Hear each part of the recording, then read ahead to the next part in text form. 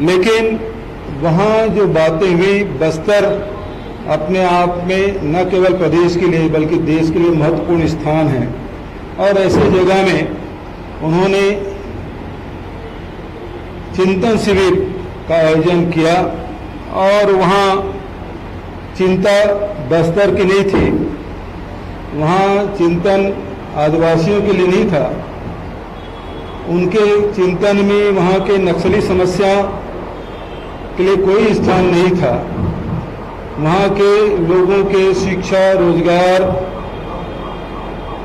और स्वास्थ्य उनके मुद्दे नहीं थे।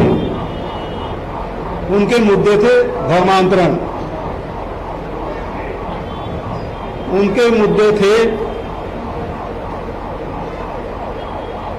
छत्तीसगढ़ की सरकार,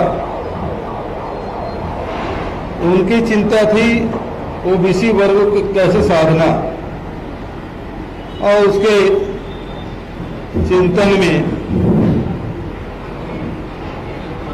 यहाँ के मंत्रिमंडल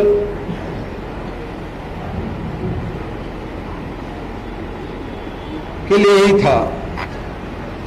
पिछले दिनों जब उनके प्रभारी यहाँ आए थे तो उन्होंने एक बात कही थी कि हमारी सबसे बड़ी चुनौती या सबसे बड़ी समस्या यदि कोई है तो छत्तीसगढ़ के मुख्यमंत्री और उसका किसान होना, यह उसके लिए सबसे अधिक चिंता का विषय था। उन्होंने ये चुनौती की बात कही थी कि मंत्रिमंडल का किसान होना, मुख्यमंत्री का किसान होना और खुद का मुख्यमंत्री के किसान का चेहरा उसके लिए सबसे बड़ी चुनौती। और वहीं उसके दूसरे प्रभारी श्रीमती दुर्गावती पुरंदेश्वरी, आइए गुरु जी।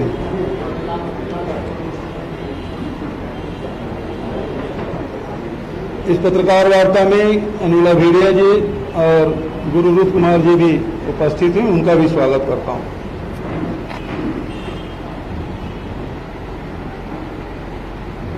उनके प्रभारी श्रीमती दुर्गावती पुरंदेश्वरी जी ने जो बातें कही वो सबसे बड़ी बात, उन्होंने कहा कि भारतीय जनता पार्टी के कार्यकर्ता पीछे मुड़ के थूक देंगे तो ये सरकार है वो बह जाएगी। आप सबको विदित है ये बात उन्होंने कही, और मीडिया में, चाहे इलेक्ट्रॉनिक मीडिया हो चाहे प्रिंट मीडिया हो, प्रमुखता से आप सबने दिखाया। मैं बहुत विनम्रता पूर्वक कहना चाहूंगा, ये जो धरती है छत्तीसगढ़ की धरती माता कौशल्या की धरती है, ये धरती माता सबरी की है, ये धरती मिनी माता की है, और इसीलिए इस धरती में हमेशा नारियों की को सम्मान की दृष्टि से देखा जाता रहा है और नारियों की पूजा होती रही है। समानता का भाव हमारे पूरे छत्तीसगढ़ में देखने को मिलता है। हम केवल कहते भर नहीं हैं बल्कि हमारे व्यवहार में भी आप देखें कि छत्तीसगढ़ में लिंगानुपात यदि कहें तो छत्तीसगढ़ सबसे बढ़िया हमारा छत्तीसगढ़ का है। यहाँ कोई पर्दा प्रथा नहीं है, यहाँ खुलापन है।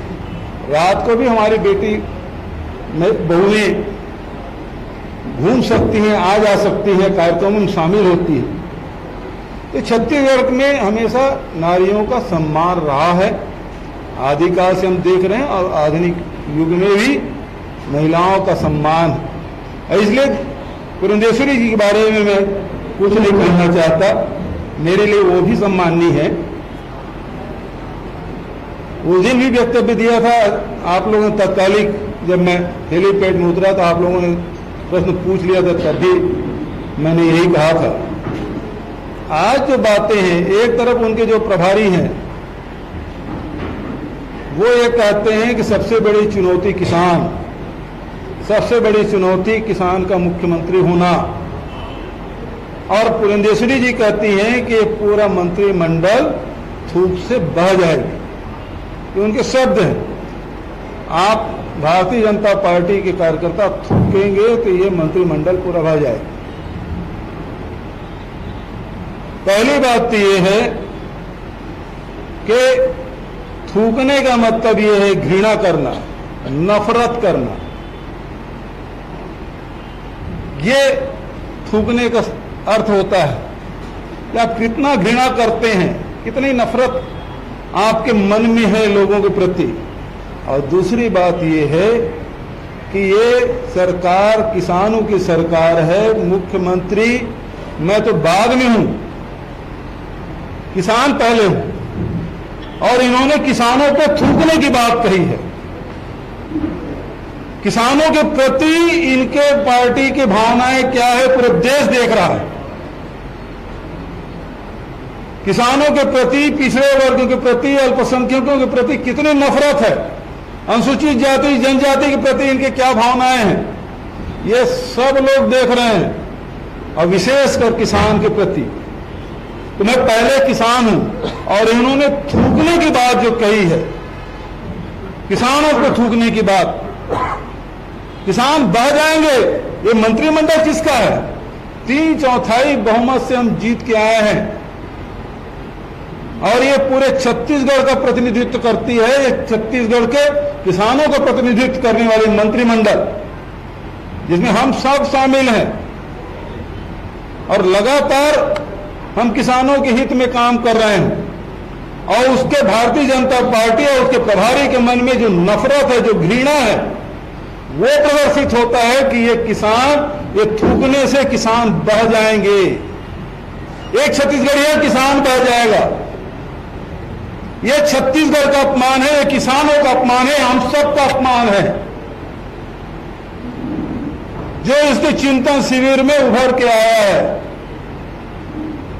इनकी सोच इन्हें मुबारक। लेकिन हम छत्तीसगढ़ के लोग हैं, हम किसान हैं। हमारे मन में नफरत नहीं, हमारे मन में हिंसा नहीं, हमारे मन में घृणा नहीं। ये तो प्रेम की धरती है, ये कबीर की धरती है, गुरु घासीदास की धरती है, स्वामी आत्मानंद की धरती है। इस धरती में प्रेम ही बांटा जाता है और ये लोग नफरत की फसल उगा रहे हैं। बेहद दुर्भाग्यजनक। आज इस बयान के बाद तीसरा दिन है, भारतीय जनता पार्टी की ओर से कोई खंडन नहीं आया, उसके तरफ से कोई बयान नहीं आया, उनके तरफ से कोई माफीनामा नहीं आया। इसका मतलब यह है न केवल पुरंदेश्वरी देवी जी, बल्कि समूचे भारतीय जनता पार्टी की प्रदेश इकाई सहित राष्ट्रीय नेतृत्व भी ये सोचती है ये किसान नफरत के लायक है, ये छत्तीसगढ़िया नफरत के लायक है और इसका हम विरोध करते हैं। ये हमारे लिए बेहद, छत्तीसगढ़िया होना, किसान होना हमारे लिए स्वाभिमान की बात है। और इसको इन्होंने ललकारा है, चुनौती दी है। हम नफरत की बात नहीं करते, लेकिन इनसे उम्मीद करते हैं कि ये पूरे समूचे छत्तीसगढ़ियों से, छत्तीसगढ़ के किसानों से माफी मांगे। मैं इस माध्यम से, आपके माध्यम से केवल यही कहना चाहता हूं।